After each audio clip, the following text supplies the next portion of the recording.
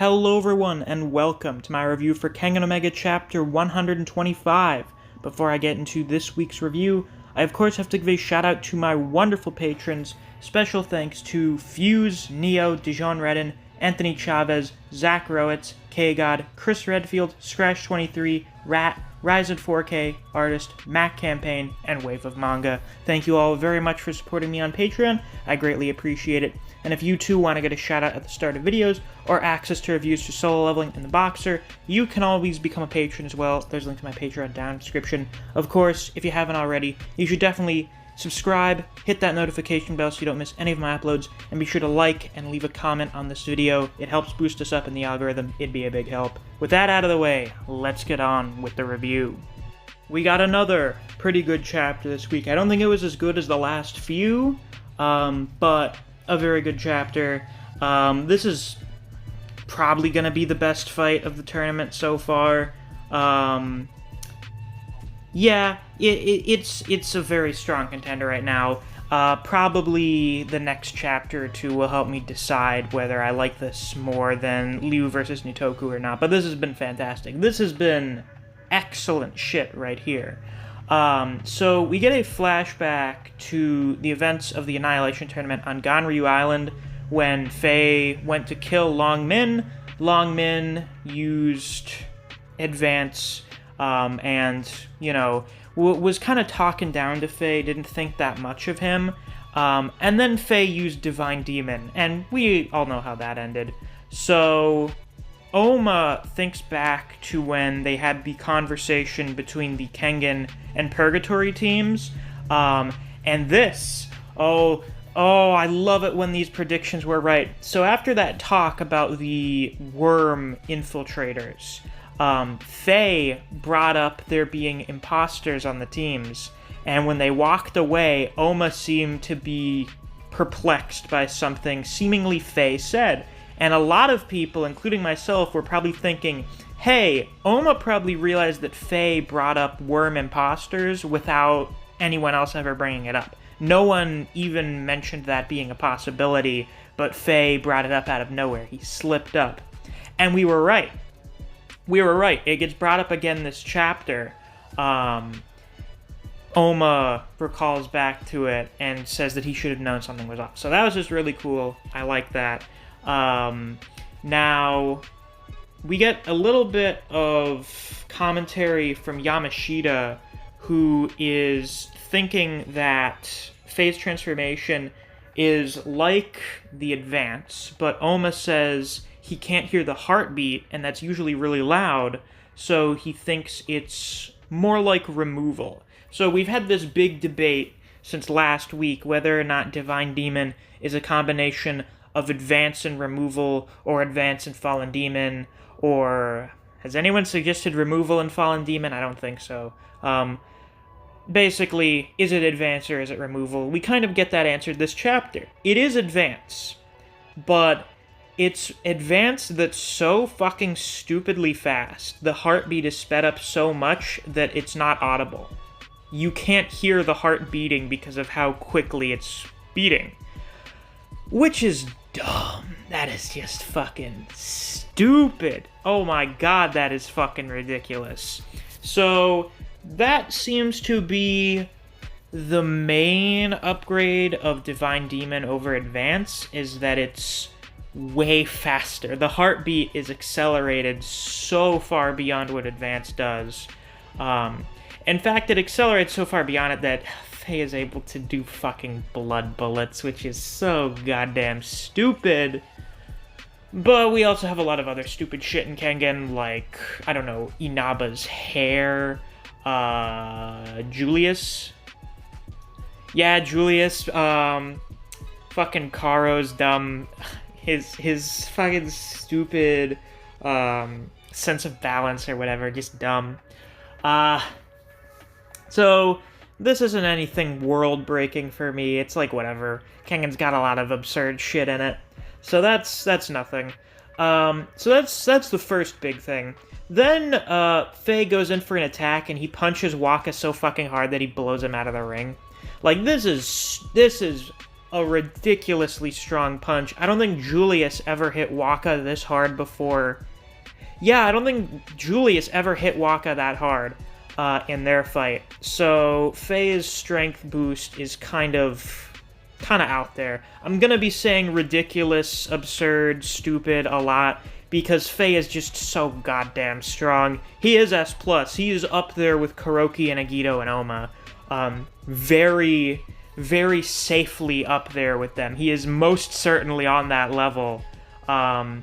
We're going to see if he's stronger than any of them. I think he's definitely stronger than what we saw from most of Annihilation Tournament Oma. He's probably on par, if not stronger than Agito was during the semifinals. So, yeah, he's a goddamn monster. So Waka just barely stays in the fight. He grabs onto the edge of the ring to stay in, which was something that we thought Rahito was going to do because of Razor's Edge. But no, Waka doesn't. Waka's probably like the only other guy we could ever imagine doing that, to be honest. So he just barely stays in. He comes back into the ring. He tries to use Blast Core. Now this is interesting because he's not right up on Faye. Whenever Waka tried to use Blast Core in the past, it was almost when he was always like right up next to them. Unless Daro is like fucking up some of the what's the word I'm looking for here? I don't know. He didn't really accurately portray the distance between the two of them, which, I mean, maybe is a possibility. It looks like Waka has managed to make Blast Core a little more long distance than it was before.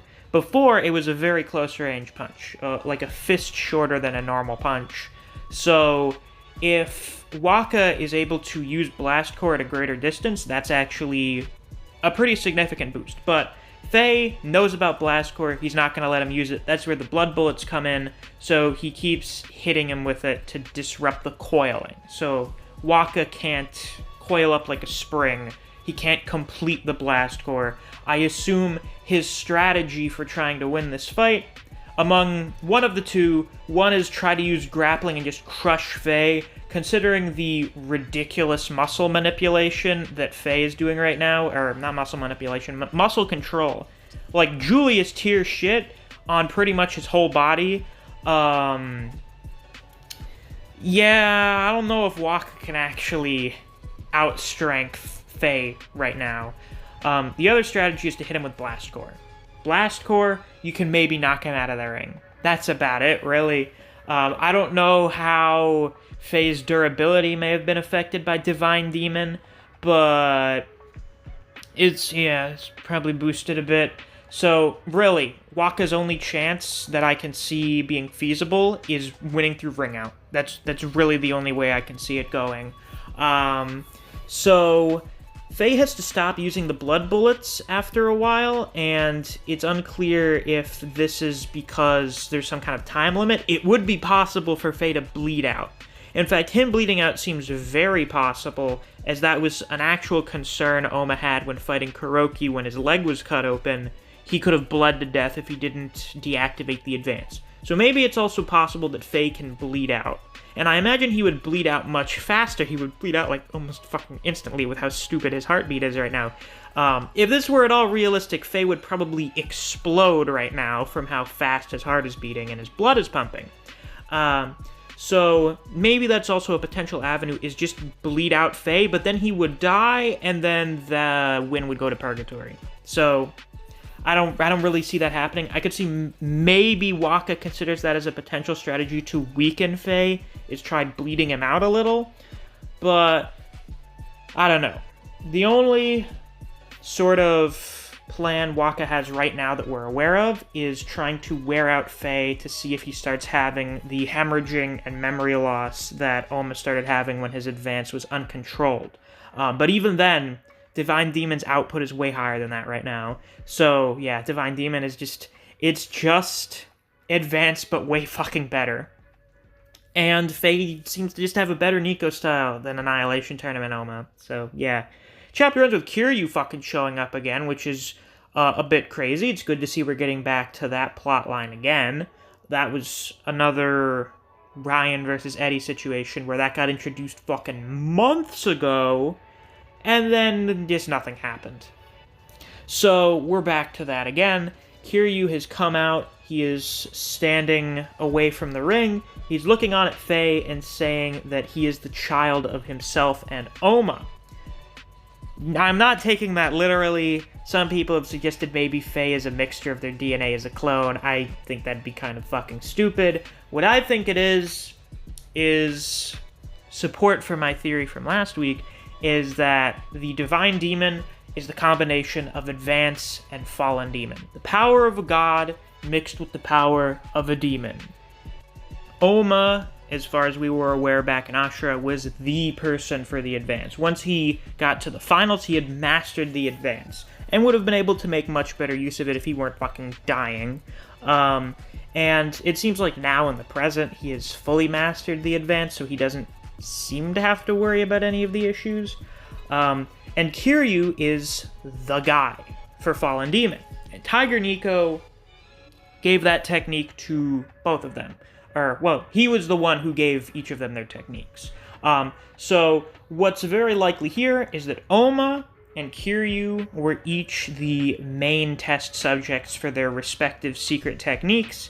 Tiger Nico watched to see how they worked out for both of them, then combined them to create Divine Demon and taught it to Faye. So Faye is the product of both Oma and Kiryu learning Advance and Fallen Demon. He is the perfect child between both of their Nico-style secret techniques. So that's how I'm taking this. I assume it's going to be explained next chapter.